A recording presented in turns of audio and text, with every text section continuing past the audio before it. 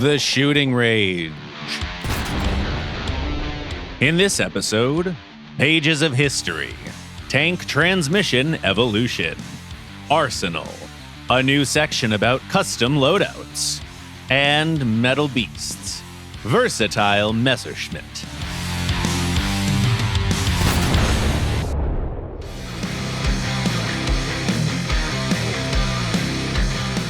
The new spring vehicles are just around the corner, and to brighten up the wait, we'd like to dust off a machine that seemed long forgotten deep in the research trees. Something simple, reliable, and versatile. Alright, enough with the teasing. You've seen the name in the section announcement. Please welcome the Messerschmitt ME410 A1. This plane can take off thanks to two inline 12-cylinder engines installed in nacelles. Self-sealing fuel tanks are found in the wing consoles. Its forward-firing armament includes 20mm autocannons and machine guns installed in the nose of the plane, while the rear is protected by two turrets with remote controls. The bomb bay of this machine can carry ordnance with calibers between 50 and 500 kilograms. In air battles, the ME410 is a typical heavy twin-engined fighter. It's pretty fast, its climb rate is good, it can't maneuver that well, but its firepower is excellent.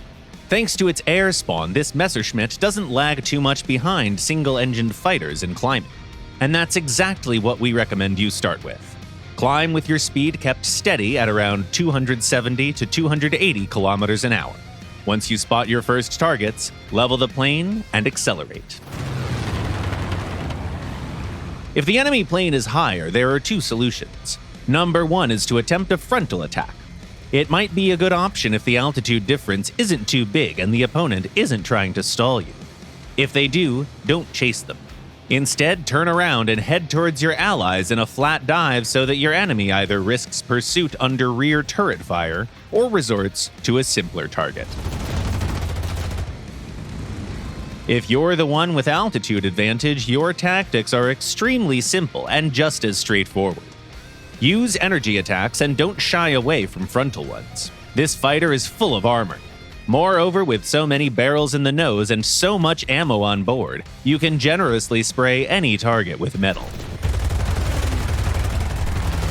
Still, if the ME410 was limited to air battles only, we wouldn't be recommending the dust-off part. The A1 modification is special in the fact that it can carry up to a ton of bombs. We don't think you should go small with them either. Why don't you take two 500-kilogram gifts? By the way, they don't even go under the wings like on most other planes. There's a bomb bay in the nose, which significantly improves accuracy. In ground RB, this Messerschmitt can handle a couple of heavy tanks with its bombs, wipe off some light vehicles with its guns, and even fend off enemy air, if not in a frontal attack, then with its rear turrets. It's a great machine to spend the time left before the update.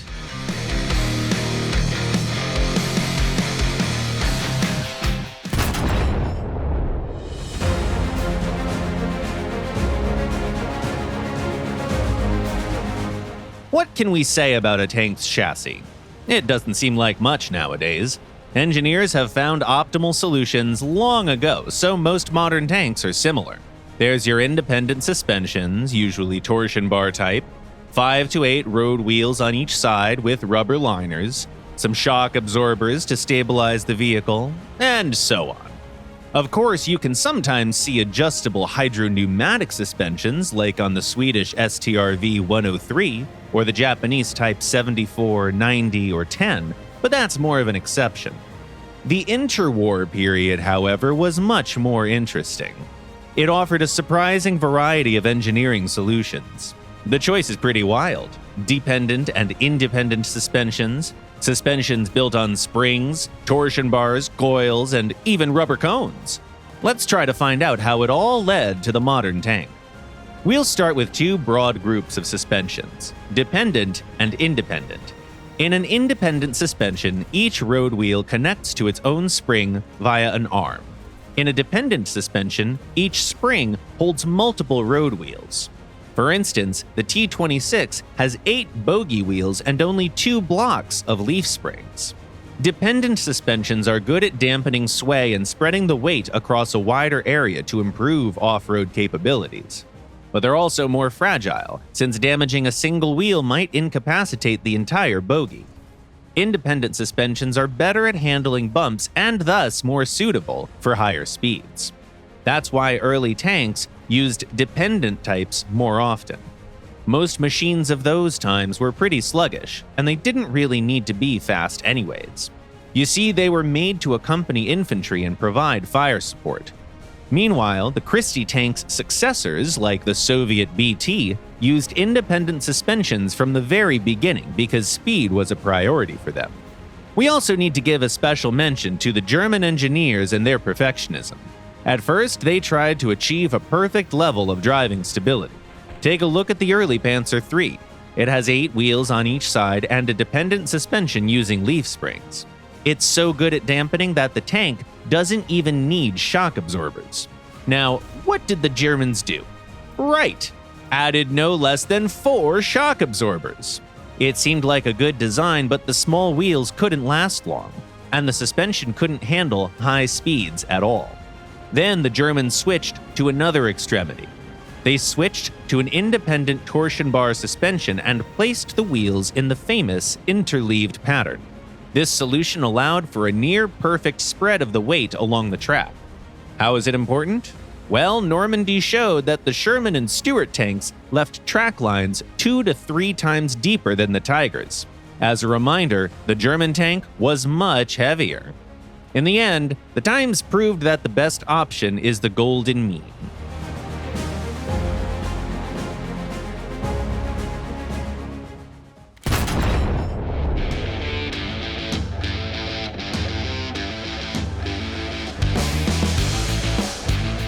Please welcome a new section, Arsenal. The more War Thunder aircraft receive the custom loadout capability, the more tricky questions you might have. How do I load my aircraft? What sets are certainly useful? What should I have just in case? And why is best the enemy of good enough? Well, we're here to help you sort it all out.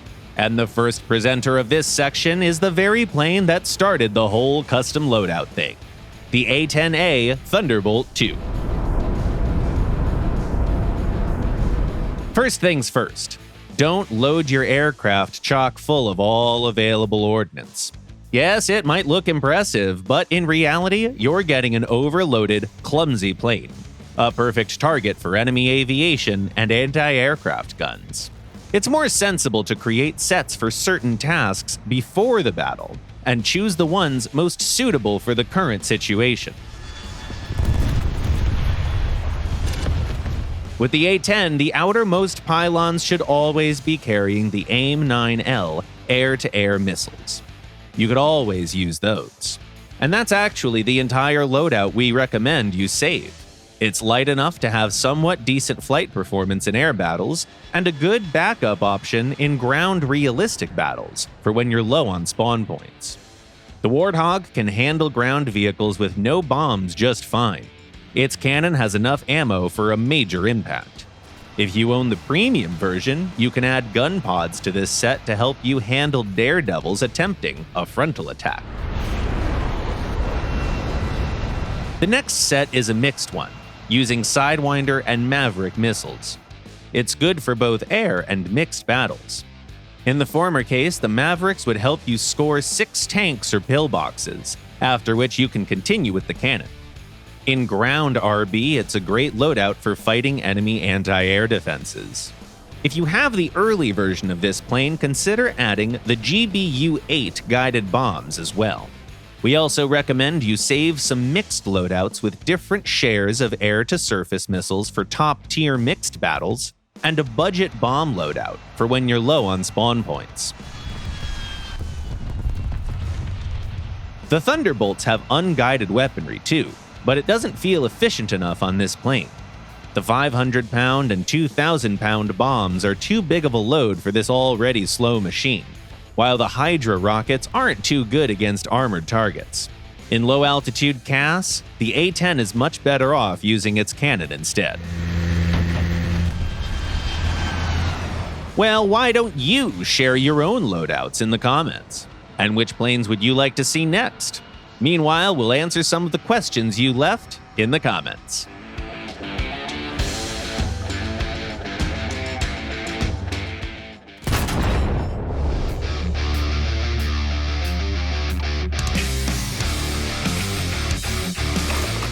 The first question was sent by a player called Freak.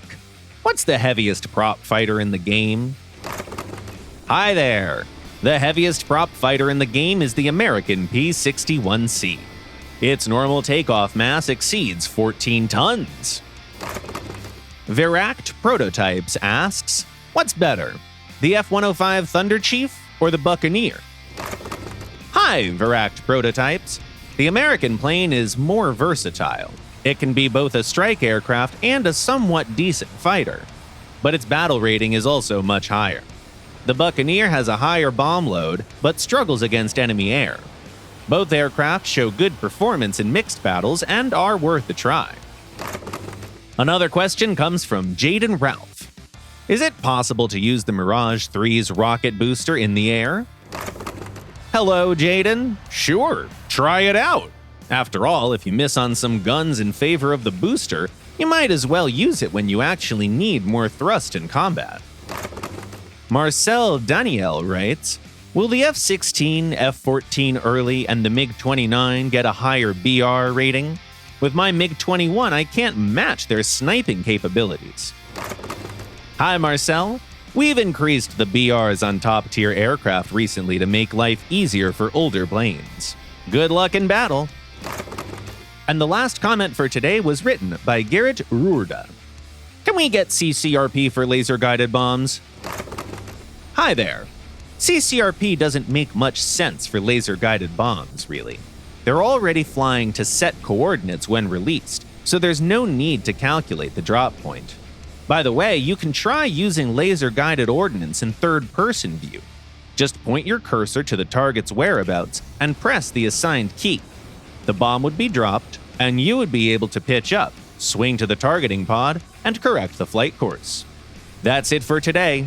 You've been watching The Shooting Range by Gaijin Entertainment, and the next episode will premiere the following Sunday at 4 p.m. GMT or noon Eastern Time.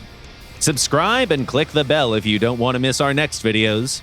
Don't forget to show the map to your guided bombs so they know where to go. Leave a like, share your thoughts and comments, and see you next week.